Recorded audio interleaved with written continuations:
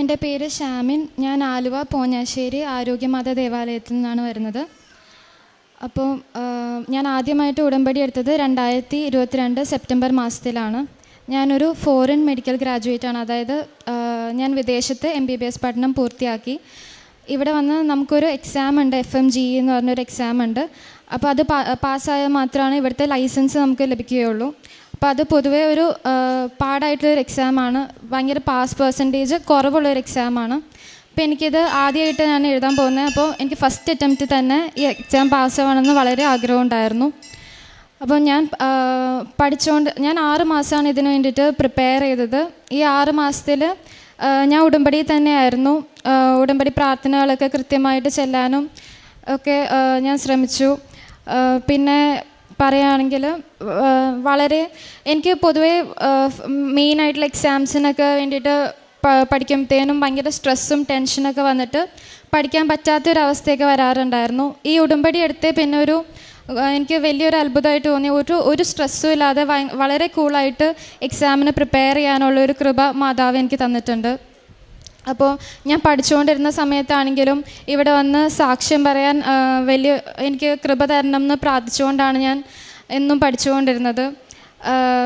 അപ്പോൾ ഞാൻ എല്ലാ ദിവസവും തന്നെ ഉടമ്പടി നേർച്ച വസ്തുക്കളൊക്കെ ഉപയോഗിച്ച് പ്രാർത്ഥിച്ചുകൊണ്ടിരുന്നു. പറ്റാവുന്ന ദിവസങ്ങളിലെല്ലാം ദേവാലയത്തിലും കുർബാനകളിൽ പങ്കെടുക്കാൻ ഞാൻ ശ്രമിച്ചിട്ടുണ്ട്. എനിക്ക് ഈ ജനുവരി 10 എക്സാമിന് തൊട്ട് മുന്നേ വന്ന് ഉടമ്പടി ഒന്നുകൂടെ പുതുക്കുവാനും ഹോൾ ടിക്കറ്റ് വെച്ച് പ്രാർത്ഥിക്കുവാനും ഒക്കെ കൃപ ലഭിക്കുകയുണ്ടായിരുന്നു. എനിക്ക് 12 ആയിരുന്നു എക്സാം. 12 2 സെഷൻസ് ആയിട്ടായിരുന്നു എക്സാം ഉണ്ടായിരുന്നത്.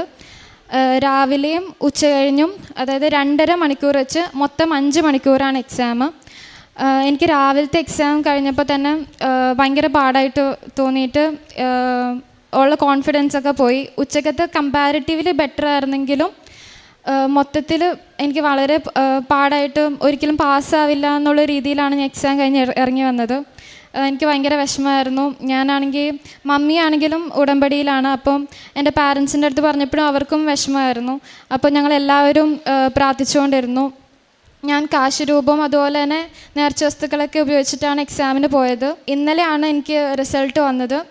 എനിക്ക് ഇന്നലെ രാത്രി റിസൾട്ട് വന്നു. എനിക്ക് ഫസ്റ്റ് അറ്റംപ്റ്റ് തന്നെ മാതാവ് നല്ല മാർക്കോടെ പാസ്സാവാനുള്ള കൃപ നൽകി. അതും ഒരിക്കലും ഞാൻ പ്രതീക്ഷിച്ചിരുന്നില്ല.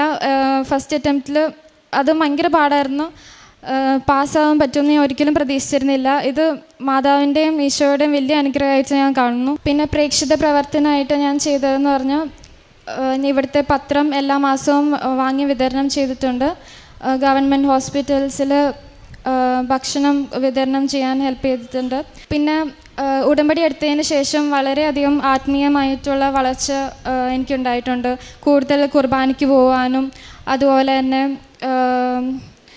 ബൈബിൾ വായിക്കുവാനും ഈശോയോട് കൂടുതൽ പ്രാർത്ഥിക്കുവാനുള്ള വളരെ അനുഗ്രഹം എനിക്ക് ലഭിച്ചിട്ടുണ്ട്. എനിക്ക് ഈ ഒരു എക്സാം പാസ്സായത് എൻ്റെ മെറിറ്റ് കൊണ്ടല്ലാന്ന് എനിക്ക് 100% ഉറപ്പുണ്ട്. എനിക്ക് ഇത്രയും അനുഗ്രഹം തന്ന എൻ്റെ മാതാവിനും എൻ്റെ ഈശോയ്ക്കും ഒരുപാട് നന്ദി ഞാൻ പറയുന്നു. റോമ 8:28 ദൈവത്തെ സ്നേഹിക്കുന്നവർക്ക് അവിടുത്തെ പദ്ധതി അനുസരിച്ച് വിളിക്കപ്പെട്ടവർക്ക് അവിടുന്ന് സകലവും നന്മയ്ക്കായി പരിണമിപ്പിക്കുന്നു.